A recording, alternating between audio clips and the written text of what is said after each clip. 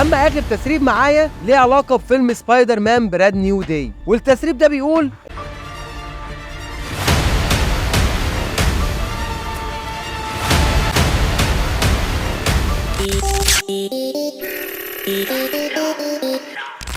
حبيب قلبي عامل ايه؟ ركز معايا بقى عشان اللي هقوله النهارده ده بنسبة 100% هيبقى هو بداية فيلم افنجرز دومزداي. ده طبعا لو ما غيروش حاجة في السكريبت اللي اتسرب ده، وعشان كده ومن اولها اهو لو مش عايز اول الفيلم يتحرق لك فما تكملش الفيديو ونط على الجزء اللي بتكلم فيه عن دور هالك في فيلم سبايدر مان براند نيو داي، وهتلاقي الفيديو متقسم عشان لا مؤاخذة تنط براحتك. فلايكك كلمتين والسبسكرايب الجميل وعيرني انتباهك. انت متخيل يا ريس ان مارفل عرضت مشاهد وتفاصيل من افلام افنجرز دومزداي وسبايدر مان براند نيو داي في مؤتمر تسويق، مش حدث رسمي، لا في مؤتمر مغلق، وكمان حصل تسريب للحبكه، ودي واحده من اغرب الحاجات اللي حصلت الفتره دي في عالم مارفل، والاغرب ان لحد دلوقتي ولا لقطه اتسربت، وده حرفيا معجزه في تاريخ تسريبات مارفل. بس على مين؟ في حد حضر المؤتمر وسرب كل حاجه، فتعالى كده نشوف الراجل ده قال ايه ونحلله سوا.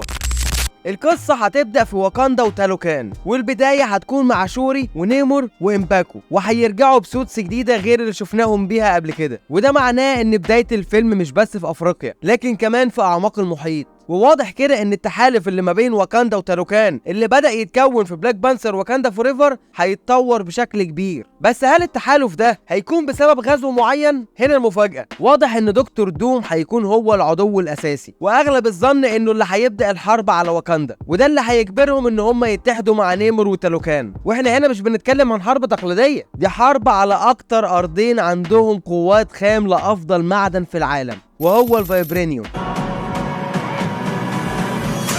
وطبعا زي ما انت عارف وزي ما انا كنت قايل لك قبل كده ان احنا هنشوف دخول الاكس مين عالم مارفل السينمائي، والبيك بتاع دخولهم الام سي يو هيكون في افنجرز دومزداي، وعشان كده الراجل قال ان احنا هنشوف معركه ضخمه تجمع ما بين وولفرين وديدبول وجامبت في مواجهه دكتور دوم في قصر الاكس مين بتاع تشارلز اكزيفير. ولو جيت بصيت على الكلام ده هتحس ان هو ميك سنس فعلا، لان ديدبول وولفرين بقوا مع بعض سوا خلاص في كون 10005 وبقوا على صله وثيقه بالتي في اي اللي بتقودها دلوقتي هانتر بي 15 زي ما شفنا كده في نهايه ديدبول 3. ده غير كمان ان كان في مشهد اتشال من الفيلم لجامبت وهو بيبص على البورتال قبل ما تتقفل، وشكله كده هرب من الفويد وراح كون ديدبول. وحتى من غير المشهد ده اصلا كده ديدبول قال لهانتر بي 15 على الناس اللي ساعدتهم في الفويد وان هم ناس كويسه عشان تشوف صرفه معاهم، وهنا طبعا كان قصده على الكترا وبليد وجامبت وبنت وولفرين. ده غير اننا شفنا اصلا بنت وولفرين معاه في اخر الفيلم، فشكل كده هانتر بي 15 خرجتهم من الفويد فعلا.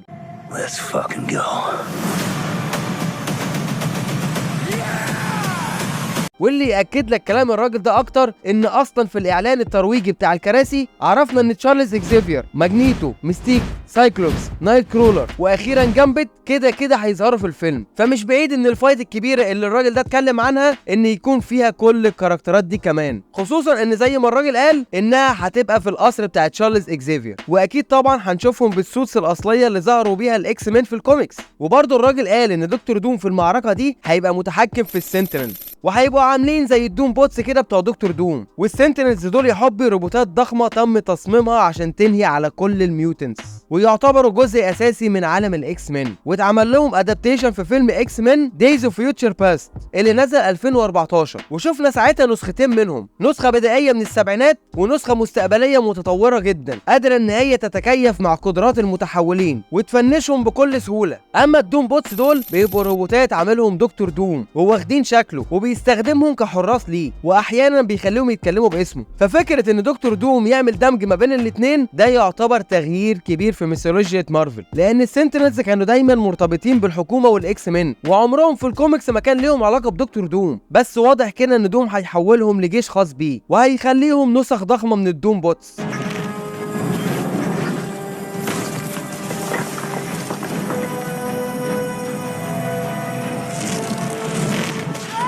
التسريب بقى بيكمل وبيقول ان دوم مش هيكون لوحده في المعركه، انما كمان هيبقى معاه شانج تشي وذا انفيزيبل وومن اي كي اي سو ستورم. فمعنى ان شانج تشي يكون معاه ده معناه حاجه واحده بس، ان التين رينجز بتوع شانج تشي لما بدات تبعت رسائل في اخر فيلم شانج تشي ووونج وبروس بانر كانوا بيحاولوا يحللوها كده، الرينجز تعتبر ليها علاقه بدوم مش بكانج. ودي حركه ذكيه من مارفل عشان تربط كل الاحداث اللي حصلت قبل كده بدوم مش بكانج، عشان يبان ان هم بانيين من بدري، وعشان البوست كريدت سين ده ما يروحش كده على الفاضي. Stay safe. Welcome to the circus. اما موضوع ان سو ستورم ان هي مع دوم، ده هنا الحوار بقى، ازاي ده ممكن يحصل اصلا؟ بص يا حبي، طبعا زي ما شرحت لك قبل كده ان بناء على البوست كريدت سين بتاع ثاندر بولتس شفنا ان طياره الفانتاستيك فور دخلت عالم الام سي يو، وده معناه ان الفانتاستيك فور هربوا من الكون الموازي اللي هيدور فيه احداث الفيلم بتاعهم اللي لسه هينزل. وده بناء كمان عن اللقطه الجديده دي اللي شفناها في التي في سبوت اللي لسه نازل، ان شكل كده ريد ريتشاردز قدر ان هو يعمل المالتيفيرس بريدج، وشكله كده هياخد الفانتاستيك فور ويهربوا، وده معناه ان جالاكتوس انتصر عليهم ودمر الكوكب زي ما احنا شايفين في اللقطه دي كده. بس ما يعتبرش انتصر قوي، لان غرضه من الاساس مش تدمير الكوكب، انما غرضه زي ما كنت قايل لك قبل كده ان هو يمسك فرانكلين ريتشاردز ابن ريد وسو ستورم، وده بسبب قدرات فرانكلين على خلق عوالم جديده. فجالاكتوس بيبقى عايز يستحوذ على فرانكلين، لان جالاكتوس اصلا بيستمد الباورز بتاعته من تدمير العوالم، فكون ان هو يستحوذ على فرانكلين فهو كده بقى معاه السورس يا ريس.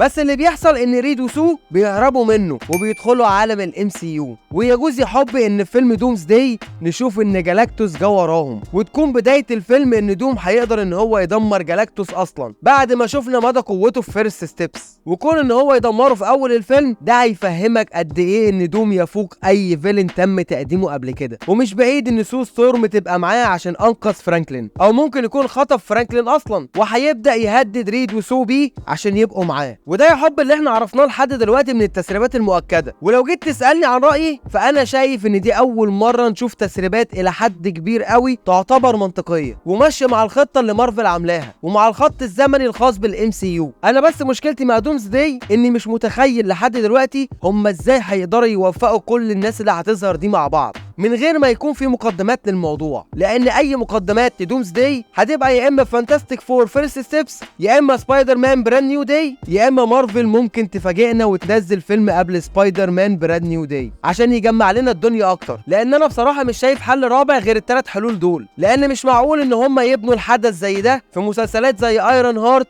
ووندر مان اللي لسه هينزلوا السنه دي. ده هيبقى عبط الصراحه، لان هم عارفين ومتاكدين كويس قوي ان جمهور مسلسلات مارفل لا يضاهي شيء جنب جمهور الافلام. وطبعا كل الكلام اللي انا قلته لك عن التسريبات ده يعتبر مؤكد الا لو مارفل غيرت حاجه، وكل الكلام اللي فات ده تقدر تعتبره ان انا نقلت لك الصوره كامله وحللتها معاك عشان تجمع الدنيا. فيا ريت لو عندك تحليل للتسريبات دي او عندك نظريه قولها لي في الكومنتات واتكلم باستفاضه واكتب كومنت طويل، لان انا مهتم بكل حاجه انت بتكتبها. اما اخر تسريب معايا ليه علاقه بفيلم سبايدر مان براند نيو داي، والتسريب ده بيقول ان هالك هيبقى موجود في الفيلم ومش هيظهر ككاميو او كمشهد صغير، لا ده هيكون ليه دور كبير ومحوري. ولو جيت بصيت للموضوع من حيث المبدا هتحس ان هو ده لازم يحصل، لان العقد اللي ما بين سوني ومارفل بينص على ان افلام سبايدر مان اللي بتعملها مارفل مع توم هولاند لازم يكون فيها كاركتر مارفلاوي محترم. وده طبعا شفناه في هوم كومينج وظهور ايرون مان، وشفناه في فار فروم هوم وظهور نيك فيوري، واخيرا نو واي هوم وظهور دكتور سترينج في الفيلم. فشيء طبيعي ان يكون في كاركتر مارفلاوي رايق مع توم هولاند في الفيلم الجديد. بس يا ترى هيعملوها ازاي؟ وايه اللي جاب القلعه جنب البحر؟ لاحظ معايا ان في افلام مارفل اللي فاتت ما كانش في حاجه تجمع ما بين بيتر باركر وبروس بانر الا الفايت بتاعت اند جيم وجنازه توني ستارك.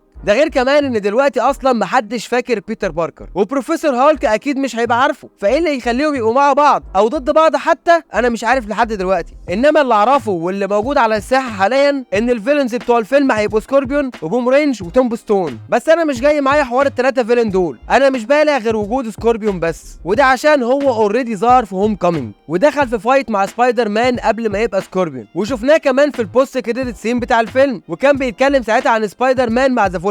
فالمفروض اللي يحصل دلوقتي ان احنا نشوف سبايدر مان في نهايه مسلسل دير ديفل بورن اجين سيزون 2. وما تنساش ان كنت عامل تحليل وملخص المسلسل في الاي اللي فوق دي، واللي انا متوقعه ان اكيد مش هيكون لسبايدر مان دور اساسي في المسلسل، انما ممكن يظهر في اخر حلقه ككاميو تاهيلا لفيلم براند نيو داي، لان دير ديفل بورن اجين سيزون 2 هيكون اخر عمل قبل صدور براند نيو داي. فمن البديهي انك تديني لمحه عن مستقبل دير ديفل وتربطه لي بسبايدر مان، لان المرحله اللي جايه بتاعت سبايدر مان هتبقى عن الستريت ليفل هيروز. ومع وجود كينج بين، سكوربيون، بوم رينج وتوم ستون، فشكلنا كده داخلين على سينستر 6 في المستقبل. واكيد هنبقى محتاجين دير ديفل يتحد مع سبايدر مان قصاد الناس دي كلها عشان نرجع الاجواء الكلاسيكيه بتاعت سبايدر مان بقى. اما بالنسبه لحته السيمبيوت اللي سابها ايدي بروك في عالم الام سي يو، فدي مش معروف مصيرها ايه لحد دلوقتي. بس اللي متاكد منه واللي اكيد هيحصل ان كده كده فينوم هيسيمبيوت مع بيتر باركر، لان زي ما قلت لك قبل كده في الفيديو اللي في الاي اللي فوق دي ان ده كانون ايفنت، والكانون ايفنت ده حدث ثابت بيحصل مع اي سبايدر مان موجود في الحياه، زي موت انكل بين وموت كابتن ستيسي، ده غير البوصه اللي بالمشقلب، وان اي سبايدر مان في اي يونيفرس